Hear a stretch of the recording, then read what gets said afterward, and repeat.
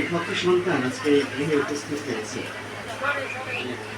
বয়স আছে, বৃদ্ধ বৃদ্ধা রয়েছে। আমরা অনেকেই এসেছি, কিন্তু উদ্দেশ্য আমাদের একটাই, আমাদের ঈশ্বর প্রভুর সান্নিধ্য, তাই না? এবং তার সান্নিধ্য লাভ করার জন্য এবং এই গৃহের আমন্ত্রণে আমরা এসেছি। আমাদের কার্তিকেশ মহোদয় একটু আগে বলেছে, যারা আমি সংক্ষেপে উপস্থাপন করি। আমি একটু প্রশ্ন করি, যিশু যখন পৃথিবীতে ছিলেন তিনি কিন্তু দুইবার মানুষকে খাইয়েছিলেন, মনে আছে? প্রথমবার কতজনকে? 5,000 জনকে। আজকে আমার টপিকটা এটা না, তারপর আমি একটু বলছি। দ্বিতীয়বারও আবার খাওয়াইছিলেন। 5,000 লোককে যখন খাইয়েছিলেন, লোকদেরকে বসিয়ে রাখছিলেন কত সময়? সকাল থেকে সন্ধ্যা পর্যন্ত। যখন শিষ্যরা দেখেছে যে সন্ধ্যা হয়ে গেছে, এখন এদের ছেড়ে দিতে হবে, তা না হলে এরা ক্ষুধায় কষ্ট পাচ্ছে, বাড়িতে ফিরে যেতে। কিন্তু 4,000 লোককে যখন খাইয়েছিলেন তখন কতদিন বসাইছিলেন? যখন 4,000 লোককে যিশু খাইয়েছিলেন কত সময় বসিয়ে রেখেছিলেন? বেশি সময় না, না? মাত্র 3 দিন। বেশি সময় না, মাত্র 3 দিন। বাইবেলে ওখানে উল্লেখ আছে 4,000 লোককে তিনি খাইয়েছিলেন, কিন্তু তাদেরকে ঈশ্বরের বাক্য শোনার জন্য কয়দিন বসিয়ে রেখেছিলেন? আমরা 3 ঘন্টা বসে থাকতে পারি না। সত্যি, আসলে সত্যি। আমরা যখন প্রভুর কাছে আসি, প্রভুর বাক্যের কাছে আসি, তখন আমাদের পায়ে ব্যথা হয়, তখন আমাদের মাজায় ব্যথা হয়, তখন আমাদের জরুরি কাজ থাকে, তখন আমাদের ব্যস্ততা বেড়ে যায়। কিন্তু যিশু কিন্তু 3 দিন বসানোর পর তারপরে খাইয়েছিলেন, না? জকিরবাবু যখন আমাকে ফোন দেয় যে কাকা আপনি কোথায়, আমি বলছি এখনো আমি বাইরে আসছি, কারণ তুমি শুনতে পাইছেন আমি আসতেছি। তখন উনি আমাকে দাওয়াত দিছে। দাওয়াতের সময় বলছে যে একটা ডাল ভাত খাইয়েন। আমি তো তখন চিন্তা করছি, বাহ, খাবার আছে, তাহলে যাওয়া যায়। খাবারটাও প্রয়োজন আছে, কিন্তু আধ্যাত্মিক খাবার, যিশুর খাবারেরও প্রয়োজন আছে। গৃহকর্তা একটা ধন্যবাদের বিষয় দিয়েছে। কি বলেছে? 1 বছর পূর্বে এইরকম সময় সে এখানে বসে নাই, সে খাটে ছিল, বিছানায় ছিল, সে অসুস্থ ছিল, এবং সেই সময় সেই ছেলেকে কেউ বলে নাই, সে নিজে মনে মনে বলেছে, প্রভু তুমি যদি আমাকে সুস্থ করো, আমি অনেক লোককে আমার গৃহে ডাকবো এবং তোমার ধন্যবাদ দেব। এবং সে আরেকটা মানত করেছে, মনে মনে বলছে, তুমি যদি আমাকে সুস্থ করো, আমার জীবনটা দিয়ে আমি তোমার কাজ করতে চাই। বলে আমেন। সুন্দর একটা উদ্দেশ্য ছিল। এবং তারপরে থেকে দেখেন সে বিভিন্ন কাজের সাথে প্রভুর পক্ষে কাজ করার জন্য মনোনিবেশ করেছে, কারণ সে ঈশ্বরকে বলেছে, তুমি যদি আমাকে সুস্থ করো, আমি তোমার পক্ষে কাজ করবো। হালেলুয়া। আমি আজকে এখন ডাকতে যেতে চাই। তিনি যখন বলেছিলেন, কালকে রাতে তার সঙ্গে আমার একটু কথা হয়, তা আমি একটু অন্য চিন্তা করেছিলাম, পরে আবার চিন্তা করলাম যে না, সাথে আরেকটু যুক্ত করি। প্রভু আমাকে বললেন যে ওনার বিষয় নিয়ে আমি কথা বলি। উনি আমাকে একটা বিষয় বলেছে, যেন উদ্যোগী দলকে উৎসাহিত করার জন্য আমি একটা মেসেজ দিই। কিন্তু এখানে এসে আবার একটু যুক্ত করলাম, সেটা হচ্ছে মথিলিখিত সুসমাচার 4 অধ্যায় 18 থেকে 22 পদ আমরা পাঠ করব। যেহেতু আমরা এই গৃহকর্তার কাছ থেকে শুনেছি একটা ধন্যবাদের বিষয়, বিশেষ ধন্যবাদটা ছিল ডক্টর জকলে হালদার। সে অসুস্থ ছিল, অনেক মারাত্মক অসুস্থ ছিল, অনেকেই আপনারা জানেন। অনেকে তার গৃহে এসেছেন, তার জন্য প্রার্থনা করেছেন, আপনাদের চোখের জল ফেলেছেন, তারা পারিবারিকগতভাবে অনেক প্রার্থনা করেছে। আর এখন সে সুস্থ, এখন সে নিজের কাজ করে, এখন সে প্রভুর পক্ষেও কাজ করে। তাই আমি তার উদ্দেশ্যেও এই জায়গাটা একটু পাঠ করতে চাই। মথিলিখিত সুসমাচার 4 অধ্যায় 18 থেকে 22। আমি অনুরোধ করব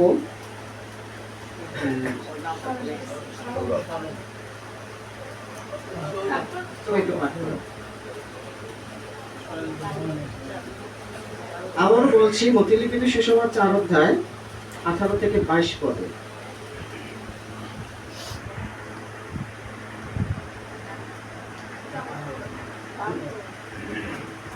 বাইবেল পাঠ করছি মথি লিখিত সুসমাচার তার 4 অধ্যায় 18 থেকে 22 পদ পর্যন্ত। একদা তিনি গালিল সমুদ্রের দিক দিয়া বেড়াইতে বেড়াইতে দেখিলেন দুই ভ্রাতা, সিমন যাহাকে পিতর বলে ও তাহার ভ্রাতা আন্দ্রেয় সমুদ্রে জাল ফেলিতেছেন, কারণ তাহারা মৎস্যধারী ছিলেন।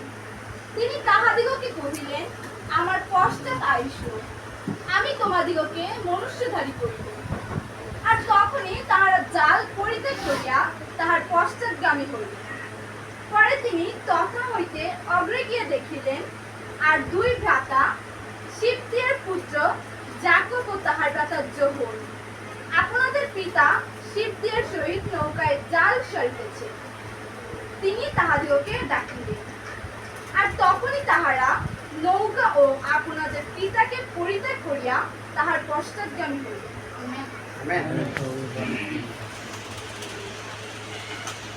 ধন্যবাদ তেইশ মেয়ের সন্তানকে সুন্দরভাবে পাঠ করেছে।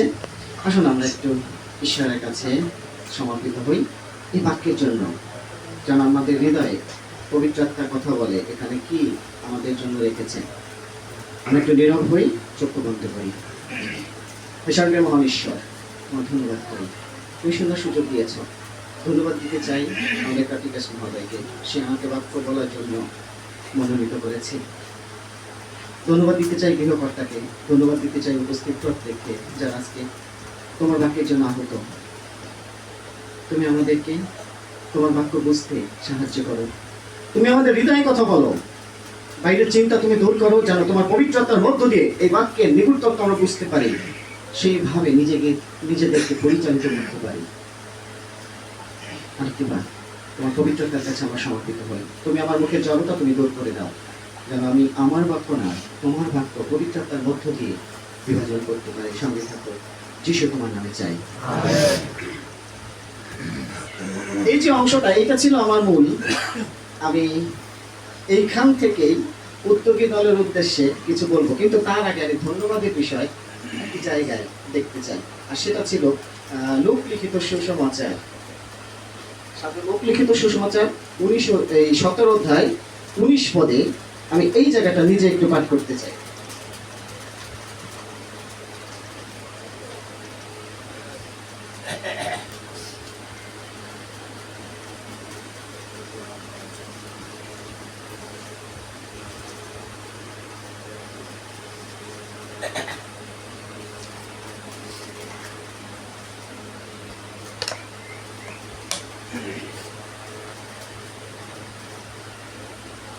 জায়গাটা কিন্তু আমাদের পরিচিত একটা জায়গা, যেখানে যিশু 10 জন কুষ্ঠ রোগীকে সুস্থ করেছিলেন। মনে পড়ে? যিশু 10 জন কুষ্ঠ রোগীকে সুস্থ করেছেন। আমি সেই জায়গাটায় পাঠ করতে চাই। যিশু যখন গালিল থেকে যাচ্ছিলেন এবং যাওয়ার পথে শিষ্যদের সঙ্গে নিয়ে বাজারের মধ্যে দিয়ে যাচ্ছেন, ঠিক তখন পাশের থেকে 10 জন কুষ্ঠরোগী চিৎকার করে বলতেছে, যিশু দয়া করে আমাদেরকে সুস্থ করুন। কুষ্ঠরোগীদের অনুমতি ছিল না লোকালয়ে আসার, মানুষ সমাজে আসার বা যিশুর কাছে যাওয়ার। এই জন্য 10 জন উচ্চ রবে চিৎকার করে করে বলছে, যিশু আমাদের প্রতি দয়া করুন, যেন আমরা সুস্থ হতে পারি। এখন এখানে প্রশ্ন, সে 10 জনের কি বিশ্বাস ছিল সুস্থ হবে? বিশ্বাস ছিল দেখতেই তো তারা সুস্থ হয়েছে।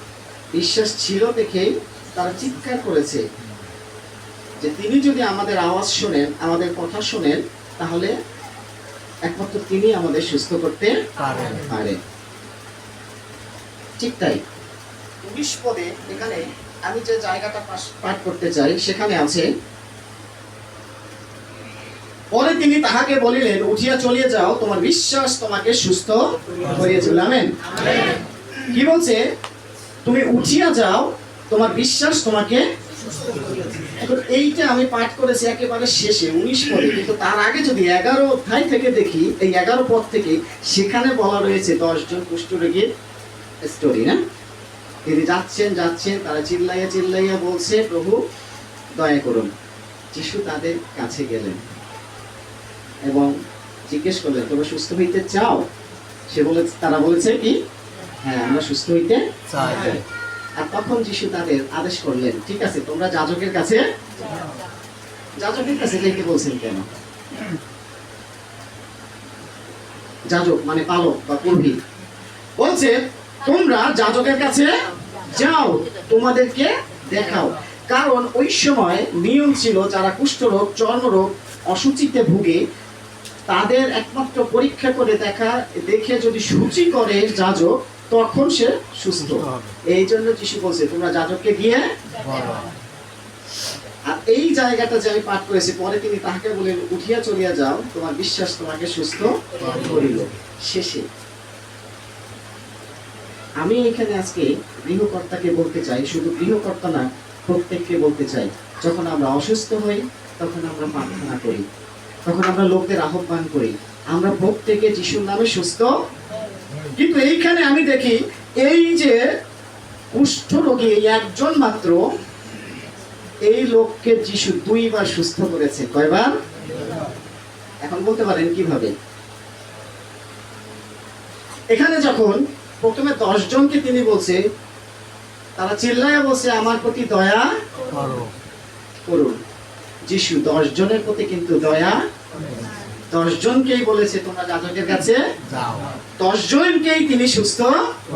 তাহলে এই কথাটা এখানে এসে আবার কেন যিশু বললেন? প্রিয় সুধীজন, আজকে আমি বলতে চাই, প্রভু যিশু আমাদের প্রত্যেককে 2 বার সুস্থ করেন, একবার অস্থায়ী ভাবে, আরেকবার স্থায়ী ভাবে। আমরা অনেক সময় বুঝি না। গল্পটা ছিল এরকম, যিশু 10 জনকে সুস্থ করেছেন, 10 জন ফিরে গেছেন। একজন যেতে যেতে তিনি দেখলেন তার গায়ে চর্মরোগ, কুষ্ঠরোগ সব সুস্থ হয়ে, তিনি আর যাজকের কাছে দৌড়িয়া তিনি ব্যাক করেছেন, ফিরে এসেছেন। কার কাছে? যিশুর কাছে দৌড়ে ফিরে আসছেন। আয়েশা বলছেন, প্রভু আপনি আমাকে সুস্থ করেছেন, দেখেন আমি সুস্থ হয়েছি। সে নাচতেছে, গাইতেছে, চিল্লাইতেছে, উল্লাস করতেছে, আনন্দ করতেছে। আর তার আনন্দ কে দেখে? সে বলছে, প্রভু আপনি আমাকে সুস্থ করেছেন। এবং এসে সে বলেছে, ঈশ্বরের গৌরব হোক, ঈশ্বরের ধন্যবাদ হোক। সে ধন্যবাদ দেওয়ার জন্য যিশুর কাছে আসছে এবং উপুর হয়ে পড়ে সে ঈশ্বরের গৌরব করেছে এবং যিশুকে ধন্যবাদ দিয়েছে। হালেলুয়া। আমি এখানে বলতে চাই, আমরা অনেকে যিশুর কাছে প্রার্থনা করি, অনেকে সুস্থ হওয়ার জন্য, অনেক সমস্যা সমাধান পাওয়ার জন্য। আমরা অনেকেই অনেক রকম প্রার্থনা চাই, কিন্তু আমরা প্রার্থনার উত্তর পাই।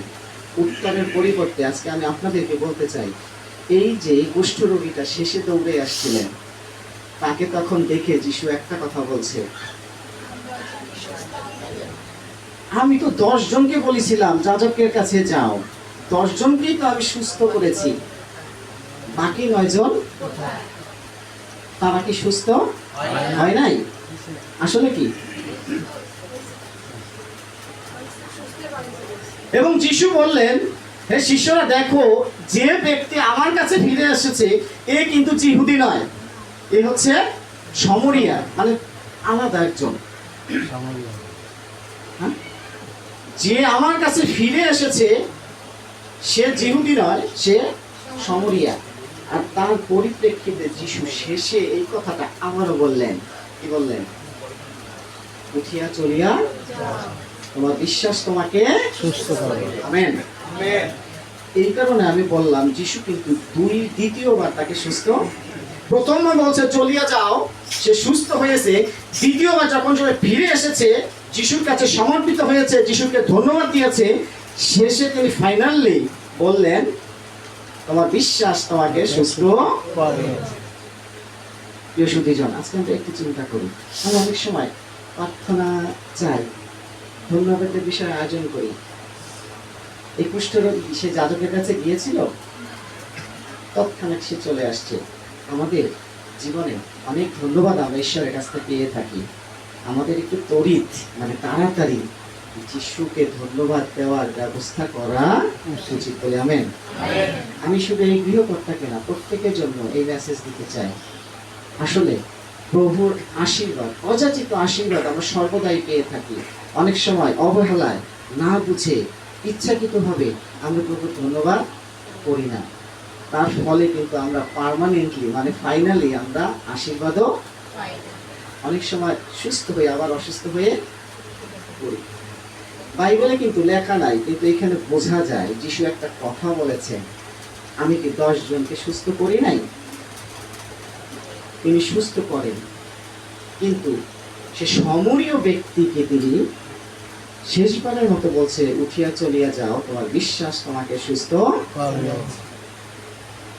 যিশু আমাকে দিচ্ছেন, বিনিময়ে আমাকেও যিশুকে কিছু দিতে একটু ধন্যবাদ দিই।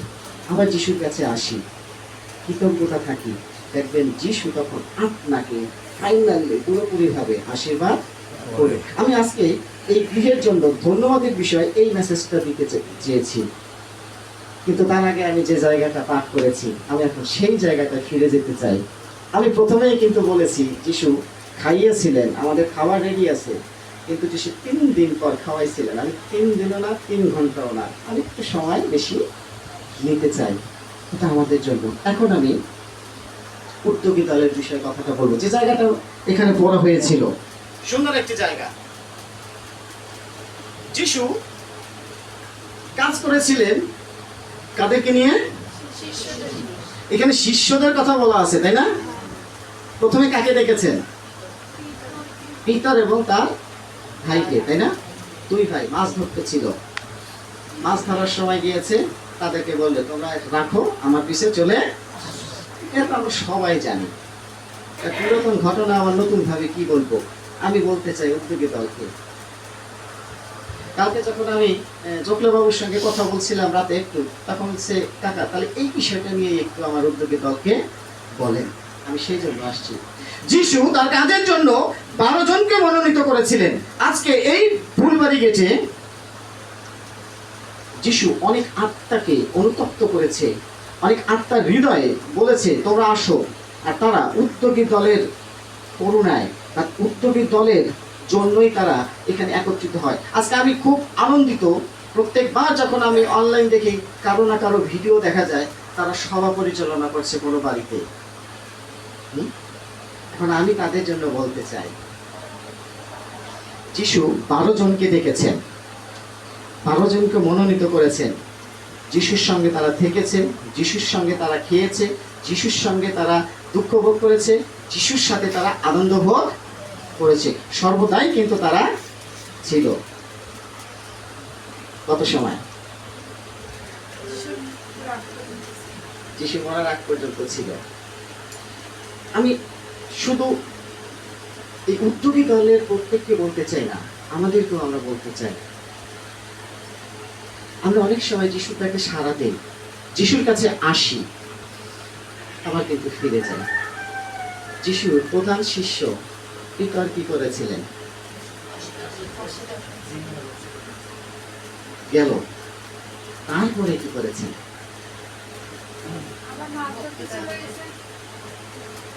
আমি উদ্যোগী দলকে বলতে চাই, আপনারা প্রভুতে আসক্ত হয়েছেন, আপনারা প্রভুকে গ্রহণ করেছেন, আপনারা সভা প্রার্থনায় আসছেন, কি আবার পিতরের মতো হবে? হ্যাঁ, আমরা বলি হব না। পিতর বলছিল আমি মরে গেলেও আপনাকে অস্বীকার বলছে, মুরগি ডাকা করবে তুমি করছিল, মনে পড়ছে। হ্যাঁ, ক্ষমা চাইছে। সেই পিতর যিশু যখন মারা গেলেন, আর ঠিক সেই সময় মনোদুঃখে, কষ্টে অথবা অভাবের তাড়নায়, টাকা পয়সার জন্য পরিবার কিভাবে চালাবে সেই জন্য কি করলেন? কয়জন গেলেন? বাইবেলে আছে তিনি একা যান নাই, তার ভাইকে দিয়েছেন, সঙ্গে আরো 5 জনকে, 7 জন শিষ্য তারা মাছ ধরতে চলে গেলেন। সারা রাত চেষ্টা করছেন কিন্তু কোনো মাছ পায় না। ওরে যিশু আবার আসছে, জিজ্ঞেস করছে কি রে পরিশ্রম করছো, মাছ পাইছো? কই, না একটাও পাইনি, সারা রাত শুধু পরিশ্রমই করছি কিন্তু কোনো মাছ। বলছে, জি, ঠিক আছে, যদি আবার আমার কথা চিন্তা করো তাহলে আমার কথায় আরেকবার যাও। যখন দেখো, এখন পরিশ্রম করছে, কষ্ট হচ্ছে, ক্লান্ত, আর শরীর চলে না, তারপরেও বলছে ঠিক আছে ফেলি। জাল ফেললো। কয়টা মাছ পেয়েছে? 53টা বড় করে। 153টা।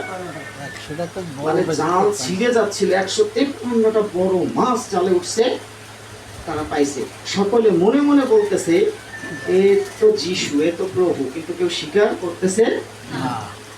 আর ওই সময় কিন্তু সারা রাত ঘুম ঘুম, কাপড় চোপড় নাই, বলছে এই যে প্রভু।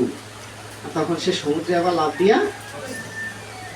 কিন্তু আমি যে কথাটা বলতে চাই, যে যিশু শিষ্যদেরকে সঙ্গে সঙ্গে রেখেছেন, 3 বছর তাদের খাইয়েছেন, 3 বছর তাদের লালন পালন করেছেন, অনেক শিক্ষা দিয়েছেন, অনেক আশ্চর্য কাজ করছেন, তারা সঙ্গে থেকে দেখেছেন। এমনকি এই শিষ্যদেরকে যিশু প্রচার কাজেও পাঠিয়েছেন এবং তারা অনেক ভূতগ্রস্ত লোকদের সুস্থ করেছেন, আরোগ্যদায়ীদেরকে সুস্থ করেছেন, যিশুর কথা প্রচার করেছেন। সেই শিষ্যরা যিশু মারা যাওয়ার পর যখন কবরস্থ হইলেন, মাত্র কয়েকদিনে আবার কি করলেন? নিজ পেশায় চলে গেলেন। আমি এই জন্য এই জায়গাটা বেছে নিয়েছি। কিন্তু সে যিশুর শিষ্য ছিলেন, প্রধান শিষ্য ছিলেন, সেও কিন্তু একসময় যিশুকে ত্যাগ করে যিশুর সঙ্গে আসক্ত থাকা, যিশুর সঙ্গে সংযুক্ত থাকা, এটা কি খুব খুব সহজ ব্যাপার? আপনাকে শয়তান এমন ভাবে আঁকড়ে ধরবে যে আপনার পরিবারে অর্থের প্রয়োজন, খাবারের প্রয়োজন, অনেক কিছু আসবে, অনেক সমস্যা আসবে, আপনাকে যিশুর কাছ থেকে সরিয়ে নিতে চাইবে, অনেক কথা আসবে, অনেক বাধা আসবে, কিন্তু শেষ পর্যন্ত আপনাকে টিকে থাকতে হবে।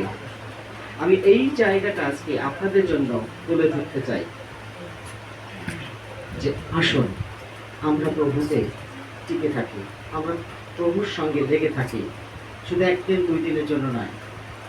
এখানে যারা আছেন অনেকেই আছেন স্টুডেন্ট, অনেকেই আছেন যারা বেকার, অনেকেই আছে যারা পার্মানেন্ট কোনো কাজ নাই, তাদের সংসার চালাইতে গেলে অর্থের প্রয়োজন আছে। কিন্তু আপনি যদি শেষ পর্যন্ত প্রভুতে থাকেন, আপনি প্রভুর সন্তান হন, প্রভুই আপনার ভাবনার ভার বহন করবে বলি আমেন। আমি চিন্তা করার কোনো কারণ নাই। প্রভু দরিদ্র না, আমার প্রভু দরিদ্র, আমার প্রভুর অভাব, তাহলে আমার কেন চিন্তা? যিশু যখন পিতাকে দেখেছে, তার ভাইকে দেখেছে, সঙ্গে সঙ্গে কিন্তু তার ইনকামের যে সোর্স, নৌকা, সমস্ত কিছু ফেলে দিচ্ছে, সাথে নিয়ে আসছে, আসছিল। তারা চিন্তা করে নাই আমার বউ কি খাবে, তারা চিন্তা করে নাই আমার সন্তানেরা কি খাবে। যিশু দেখেছে, সব ছেড়ে ফেলে দিয়ে চলে আসছে। আরো কয়েকজন, আন্দ্রিয় আছে, তার ভাই আছে, এরাও যখন জেলে ছিল তাদেরকে ডেকেছে, তার বাবা মাকে ছেড়েছে, তার নৌকা ছেড়েছে, সাথে সাথে যিশুর কাছে চলে এসেছে। ঠিক প্রভু আপনাদেরকে মনোনীত করেছেন, প্রভু আপনাদেরকে আহ্বান করেছেন, পিছে ফেরা যাবে না। যারা এই সংগঠনে নেতৃত্ব দিচ্ছেন, আমি তাদের বিষয়ে একটা কথা বলতে চাই। যিশু যখন পৃথিবীতে ছিলেন, তখনকার দিনে অনেক ধার্মিক ব্যক্তি ছিলেন। কারা? অধ্যাপক, সত্যকি, ফরিসি, তাই না? এই যে যারা সাধু ব্যক্তি, ধর্মভীরু লোক, তারা যিশুকে কিছু কিছু নাম দিয়েছিলেন। কি কি? একটা আছে পেটুক। পেটুক কেন বলছে? কারণ উনি যেখানে যাইতেন সেখানেই খাইতেন। আর কি বলছে? ব্যভিচারী। কারণ যিশুর সাথে যারা থাকতেন তারা অনেক মহিলারাই, তারা প্রায় প্রত্যেকেই কি ছিলেন? পাপিষ্ঠ, ব্যভিচার করতেন, তাই না? তারা আসতেন। তখনকার দিনে ইসরায়েলি জিহুদীদের সমাজে সবচেয়ে ঘৃণিত যারা ছিলেন তারা কারা? কর আদায়কারী, ট্যাক্স কালেক্টর, তাই না? এই করগ্রাহীদের তারা সবচেয়ে বেশি ঘৃণা করতেন। যিশু করগ্রাহী থেকে শিষ্য বানাইলেন, করগ্রাহীর ঘরে খেতে গেলেন, করগ্রাহীর সাথে ওঠা বসা। তাহলে যিশু কাদের সঙ্গে মিশেছেন? সমস্ত পাপীদের সঙ্গে। আমি শুধু আমি কেন, সকলে, অনেকেই আছে যে উদ্যোগী দল, অনেকেই, আমিও বলতে পারি হ্যাঁ উদ্যোগী দল না, এসব হচ্ছে নেশাগ্রস্ত দল। কি কষ্ট পাবেন? উদ্যোগী দল কষ্ট পাবেন? আমি যদি বলি এই উদ্যোগী দল আপনারা নেশাগ্রস্ত, কষ্ট পাবেন? না না না, এখন পাবেন কেন? কারণ যিশুকে বলছে তুমি পেট্রু, তুমি ব্যভিচারীর সঙ্গে মিষ্ট, তুমিও ব্যভিচার, তুমি ভালো হইতে পারো। আমি এর জন্য যারা নেতৃত্বে আছে আমি তাদেরকে বলি সহ্য করতে হবে। আপনাদের জীবনে অনেক কষ্ট আসবে, অনেক খারাপ কথা বলবে, অনেকে আঙ্গুল তুলে বলবে হ্যাঁ তুমি ওদেরকে নিয়ে করতেছো, তুমিও এরকম। কারণ যিশুকে বলছে তুমি করগ্রাহীর সঙ্গে মিশছো, করগ্রাহীর সঙ্গে ওঠা বসা করছো, তুমিও